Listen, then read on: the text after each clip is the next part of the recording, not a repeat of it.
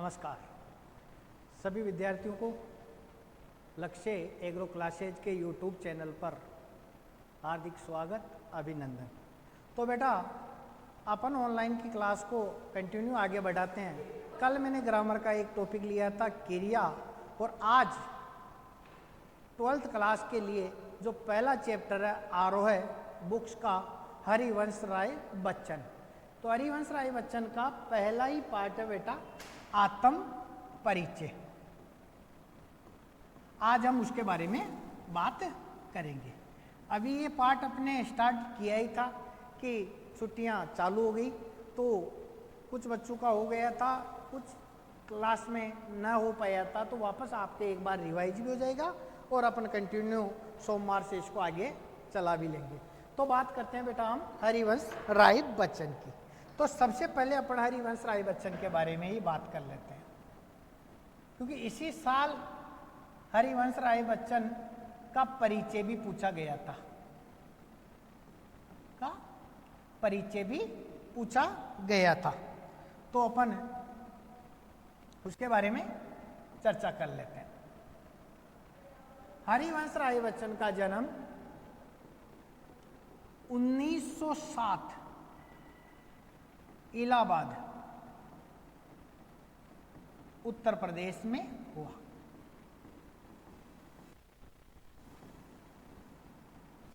इलाहाबाद का वर्तमान नाम प्रयागराज है।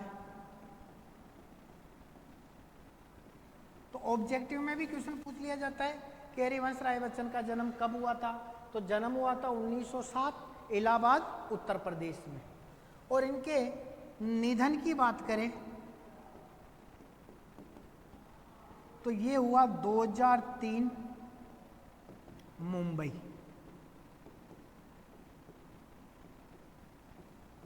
मुंबई है महाराष्ट्र में। तो ये दो क्वेश्चन भी बहुत महत्वपूर्ण है, ऑब्जेक्टिव वालों में बार बार पूछे जाते हैं कि हरिवंश राय बच्चन का जन्म कब हुआ था और इनकी मृत्यु कब हुई थी।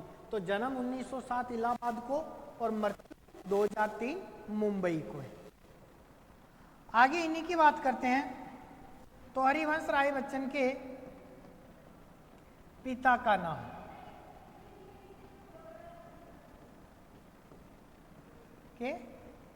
नाम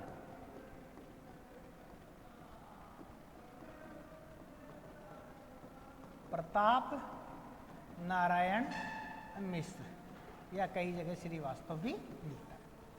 और इनकी माता का नाम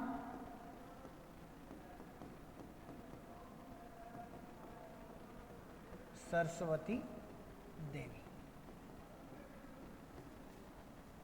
हरिवंश राय बच्चे के जो वर्तमान में महानायक है, इनके पुत्र का नाम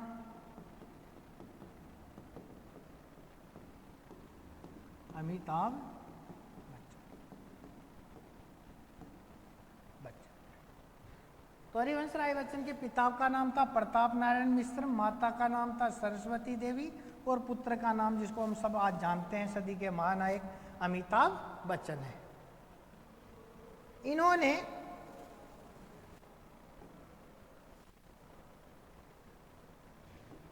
उन्नीस से 1952 तक यह इलाहाबाद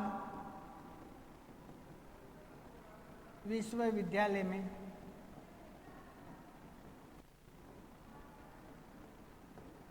प्राध्यापक रहे थे। हरिवंश राय बच्चन 1942 से 1952 तक इलाहाबाद विश्वविद्यालय में प्राध्यापक रहे।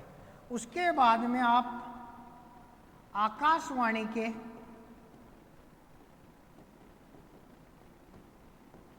कार्यक्रमों से जुड़ गए।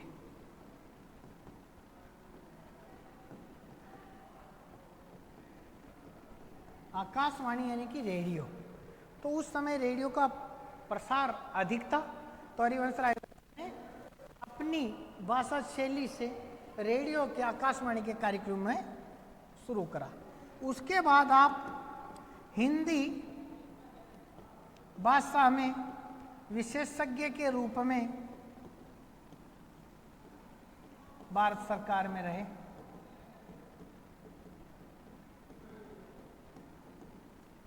उन्नीस के आसपास आपको राज्यसभा से नामित किया गया, से आप नामित हुए। और हरिवंश राय बच्चन ने एक दर्शन चलाया जिसका नाम था बेटा हालावाद। ये जो हालावाद दर्शन चलाया, ये हालावाद छायावाद से इतर था। यानी कि जब छायावाद में चला था 1918 से 1936, इसके 4 कवि थे, सूर्यकांत त्रिपाठी, निराला, सुमित्रा, नंदन पंत, जयशंकर प्रसाद और एक थी महादेवी वर्मा। इनकी भाषा थोड़ी क्लिष्ट थी, भाषा में वक्रता था, भाषा में टेढ़ापन था। इससे हटकर इन्होंने एक दर्शन चलाया था जिसका नाम था हालावाद। यानी कि ये प्रेम, देशभक्ति और आत्मा का परिचय था। तो हालावाद के प्रवर्तक कौन माने जाते? हरिवंश राय बच्चन। और छायावाद के प्रवर्तक थे बेटा ये 4 कवि थे, जिसमें एक कवियत्री है, तो बाकी 3 कवि है।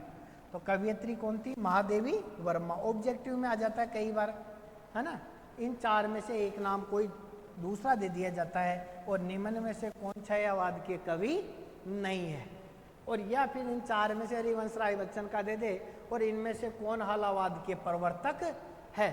तो आप इस पर भी जरूर ध्यान दें। बाद में ये दूरदर्शन के कार्यक्रमों में से जुड़े रचनाओं की बात करें तो 1935 में इनकी एक रचना आई थी मधुशाला, जो इनकी अक्षय कीर्ति का आधार स्तंभ है। लोकप्रियता में सबसे अच्छी कविता मानी गई है। मधुशाला के बाद में मधु कलश, निशा निमंत्रण, मिलन यामिनी, आरती और अंगारे,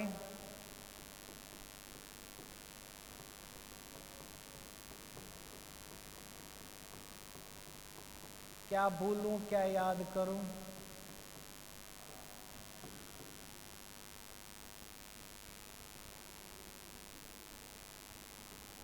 क्या भूलूं क्या याद करूं, नीड़ का निर्माण फिर,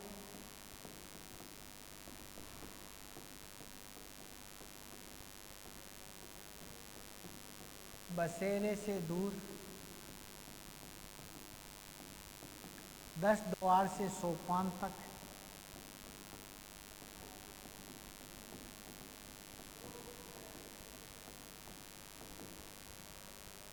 सोपान तक, टूटी फूटी कड़िया। ये यहाँ एक जरूर बात ध्यान रखना कि टूटी फूटी कड़िया हरिवंश राय बच्चन की है, और एक इसी से मिलती जुलती 12वीं में एक पाठ है महादेव वर्मा का भक्तिन, तो उनमें भी आता है महादेव वर्मा का परिचय। तो उनमें एक बुक्स आती है श्रृंखला की कड़ियाँ, तो श्रृंखला की कड़ियाँ रचना महादेव वर्मा की है, और टूटी फूटी कड़ियाँ हरिवंश राय बच्चन की है। तो मधुशाला, मधुकलश, निशा निमंत्रण, एकांत संगीत, मिलन यामिनी, एकांत संगीत, मिलन यामिनी, आरती और अंगारे, क्या भूलूं क्या याद करूं, नीड़ का निर्माण फिर, बसेरे से दूर, 10 द्वार से सोपान तक, टूटी फूटी कड़ियाँ, है ना, हेमलेट, मेघभेद, हेमलेट, मेकबेथ, जनगीता। जनगीता हरिवंश राय बच्चन की संपूर्ण श्रृंखलाओं को लगभग 10 भागों में प्रकाशित किया गया है, जिसका नाम है बच्चन ग्रंथावली। 10 भागों में प्रकाशित है और उसका नाम क्या है? बच्चन ग्रंथावली। बच्चन ग्रंथ 10 भागों। इनको साहित्य अकादमी, सरस्वती, है ना, भारतीय ज्ञानपीठ पुरस्कार ये मिल चुके हैं। तो वापस अपन हरिवंश राय बच्चन के बारे में एक बार देख लीजिएगा। हरिवंश राय बच्चन का जन्म 1907 इलाहाबाद उत्तर प्रदेश प्रयागराज में हुआ है। निधन 2003 मुंबई महाराष्ट्र में हुआ है। इलाहाबाद विश्वविद्यालय में आप 1942 से 52 तक प्रोफेसर थे। आकाशवाणी के कार्यक्रमों से आप जुड़े रहे। हिंदी भाषा में विशेषज्ञ के रूप में भारत सरकार में आप रहे। से आप 1967 में नामांकित भी हुए और हालावाद दर्शन के आप प्रवर्तक थे। हालावाद दर्शन छायावाद से अलग है। छायावाद में 4 सूर्यकांत त्रिपाठी निराला, सुमित्रानंदन पंत, जयशंकर प्रसाद और महादेवी वर्मा। उससे अलग वक्रता को छोड़कर प्रेम का रस देने वाला दर्शन माना जाता है हालावाद दर्शन। ये एक पारसी कवि थे। ये हालावाद दर्शन किससे प्रेरित होकर लिखा था? ये पारसी कवि थे बेटा, एक पारसी कवि। इनका नाम था उमर ख्याम। ये मस्तानापन में जो लिखते थे उन्हीं से यह प्रेरित हुए थे। तो पारसी कवि उमर ख्याम से आप प्रेरित हुए। बाद में आपकी जो रचनाएं हैं, मधुशाला, मधु कलश, निशा निमंत्रण, मिलन यामिनी, आरती और अंगारे, क्या भूलूं क्या याद करूं, नीड़ का निर्माण, फिर बसेरे से दूर, 10 द्वार से सोपान तक, टूटी फूटी कड़ियाँ, एकांत संगीत, हेमलेट, मेकबेथ, जनगीता। और ये 10 भागों में बच्चन ग्रंथावली आपकी प्रकाशित हुई है।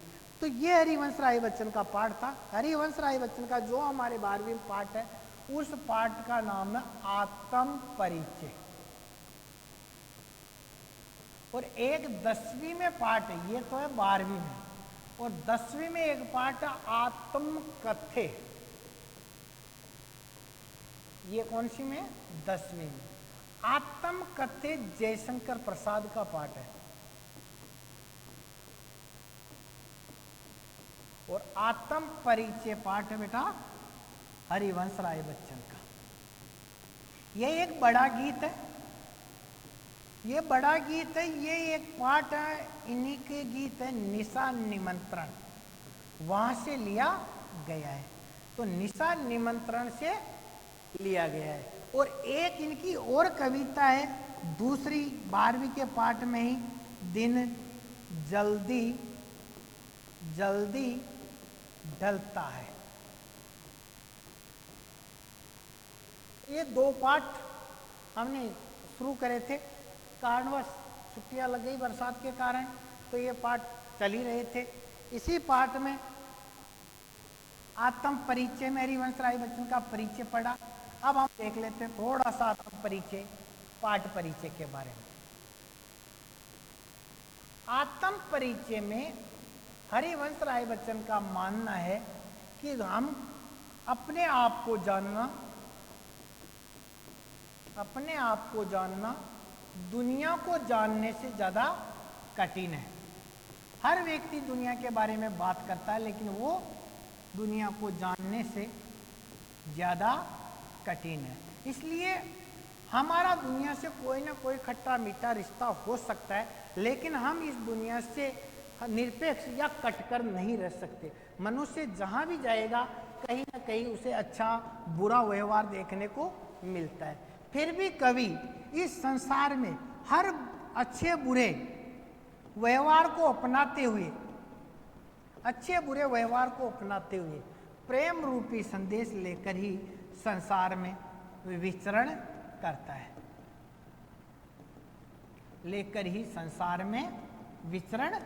है। इस पाठ में जो अलंकारों की बात करें तो ज्यादातर आपको विरोधाभास, अनुप्रास, रूपक